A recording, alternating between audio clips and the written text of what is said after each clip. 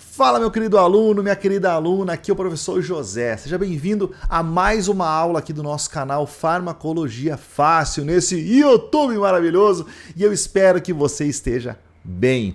Nessa aula nós vamos finalizar o conteúdo que nós estamos trabalhando nas últimas duas aulas, que é de fármacos antibacterianos, um resumão que traz muito mais da clínica do que da molécula de cada um dos medicamentos antibacterianos. Então, na primeira aula, nós falamos dos inibidores da transglicosidase, dos inibidores da transpeptidase, dos desestabilizadores de membrana, ou seja, os inibidores de parede. Na segunda aula, nós falamos dos inibidores da síntese de proteínas, que são macrolídeos, aminoglicosídeos, tetraciclinas e outros fármacos que são únicos dentro de sua classe, mas que também inibem a síntese de proteínas. E nessa aula nós falaremos então dos inibidores da síntese e replicação do DNA.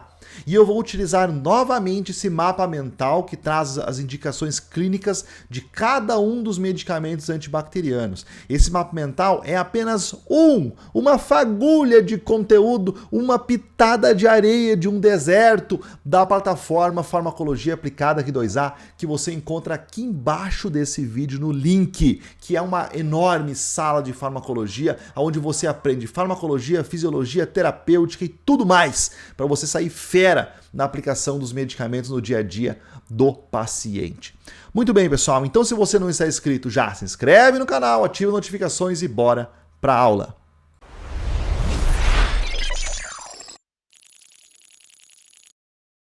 Então, como eu disse, nessa aula nós vamos falar dos inibidores da síntese e replicação do DNA. O primeiro fármaco que é preciso ser citado do conjunto das três grandes classes que abordam esse mecanismo de ação antibacteriano é a classe das sulfonamidas. As sulfonamidas são fármacos que acabam inibindo a síntese do folato. E eu vou colocar aqui na tela o passo a passo da síntese de folato e aonde cada um deles atua para você entender. Olha só. Então, o PABA ele é absorvido pelas bactérias e vai dar origem ao folato. O folato só é possível pela ação da enzima dihidropteroato sintetase, que é exatamente o alvo das sulfonamidas. Então elas diminuem a produção do folato.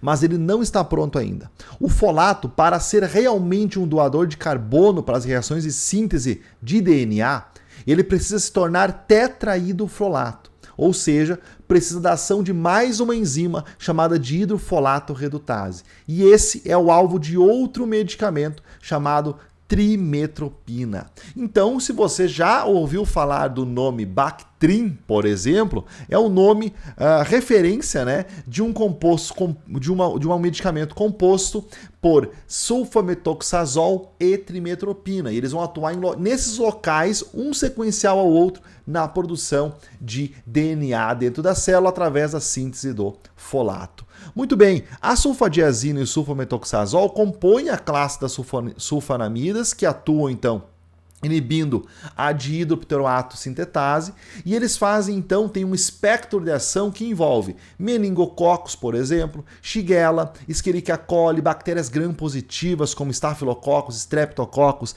clamídia e também protozoários. São muito utilizados em infecções intestinais e infecções de pele, especialmente a sulfadiazina. Muito bem, a próxima classe de medicamentos, na verdade, é de um medicamento apenas, que é o metronidazol. O metronidazol ele causa um dano oxidativo ao DNA bacteriano. Ele é um bactericida potente, com uma excelente atividade em bactérias anaeróbicas estritas, como cocos gram-positivos, bacilos gram-negativos também e bacilos gram-positivos, e certos protozoários, como a mebíase, tricomoníase e giardíase. Bom, em casos de amebíase, tricomoníase e giardíase. Ele também vai atuar em Clostridium e pode causar também um efeito adverso muito conhecido chamado de disulfiram, por causa da alteração do metabolismo do etanol no nosso organismo. Então o metronidazol de maneira nenhuma pode ser utilizado junto com álcool, nenhum dos antibióticos, nenhum medicamento, mas ele tem uma peculiaridade por interferir no metabolismo do etanol e causar o efeito chamado disulfiram. Muito bem, e a última classe de medicamentos utilizado para diminuir a síntese e replicação do DNA são as quinolonas, a classe das quinolonas que inibem a DNA-girose e algumas topoisomerases. Elas diminuem então a replicação do DNA. Alguns pesquisadores dividem a classe das quinolonas pela origem química, substituições químicas na molécula base, e outros por emprego terapêutico. Então eu trouxe para vocês aqui uma mescla dessas divisões para que você entenda o emprego terapêutico dessa classe. Bom, nós temos primeiro o ácido nalidíxico, que não é mais utilizado hoje em dia, e a nitrofurantoína. A nitrofurantoína é um medicamento que vai ter menor penetração no parênquima renal, ela é insuficiente nessa porção e por isso não trata, por exemplo, pielonefrites, que são infecções superiores do trato urinário. E sim, vai tratar apenas cistites. Então a nitrofurantoína, que é um dos medicamentos que também atuam na replicação do DNA e na diminuição da síntese do DNA bacteriano, vai ser muito mais utilizado para cistites, infecções urinárias do trato baixo. Já o medicamento da classe das quinolonas que avança mais no parênquima renal e acaba melhorando infecções, resolvendo infecções altas do trato urinário, são a ciprofloxacino e o norfloxacino, que é a segunda geração de quinolonas. Eles têm atividade contra gram-negativo, contra micobactérias e uma moderada atividade para gram-positivos. O ciprofloxacino tem uma peculiaridade por ter uma atividade, então, sobre pseudomonas também, e eles são ativos contra estafilococcus, com uma escassa atividade contra estrepto e enterococos.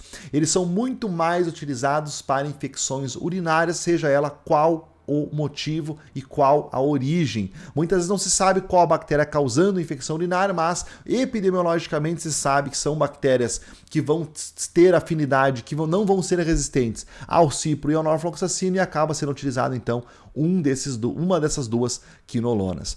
A terceira geração e quarta geração de quinolonas abrange mais o emprego terapêutico, principalmente para gram-positivas. Tem uma maior cobertura antibacteriana, melhor absorção via oral, maior penetração, mantém a mesma atividade da segunda geração, porém com mais atividade contra gram-positivas, anaeróbios e patógenos atípicos. Os mais ativos contra gram-positivo, por exemplo, são levofloxacino e moxifloxacino. Mais ativos contra micoplasma, o moxifloxacino e também o cipro e o ofloxacino. Então eles são mais utilizados, a terceira e a quarta geração, para infecções, podem ser utilizados, na verdade, para infecções do trato respiratório, porque tem um aumento do espectro de ação para bactérias gram-positivas. Essa é a principal diferença entre a primeira, a segunda e a terceira geração de quinolonas. Muito bem, pessoal, e assim nós fizemos uma revisão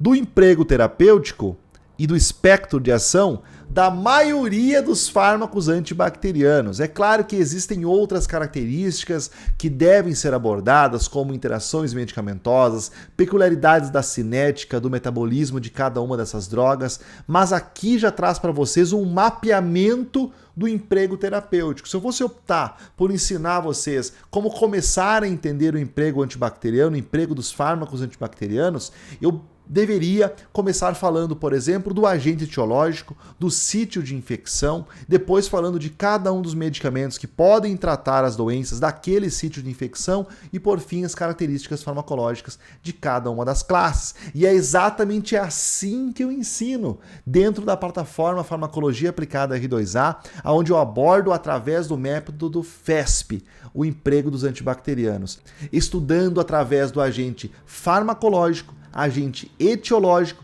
sítio de infecção e patógeno e patogenia, ou seja, o que a doença apresenta no organismo, como ela se apresenta no organismo. Dessa forma você consegue justificar por que é utilizado o cefuroxima e não é utilizado o cefaclor, por exemplo, por que é utilizado a amicacina e não é utilizado a azitromicina para aquela determinada infecção. Então é assim que se deve pensar quando se estuda antibacterianos. Espero que você tenha gostado dessa aula. Se você quer mais aulas de antibacterianos, aí voltado apenas a uma classe, por exemplo, a gente vai falar tudo sobre ela, deixa aqui nos comentários a classe que você quer que eu ensine para que no próximo vídeo aqui do YouTube eu traga com muito amor para você que está do outro lado dessa câmera. Até mais, então, semana que vem tem mais aula aqui no canal Farmacologia Fácil.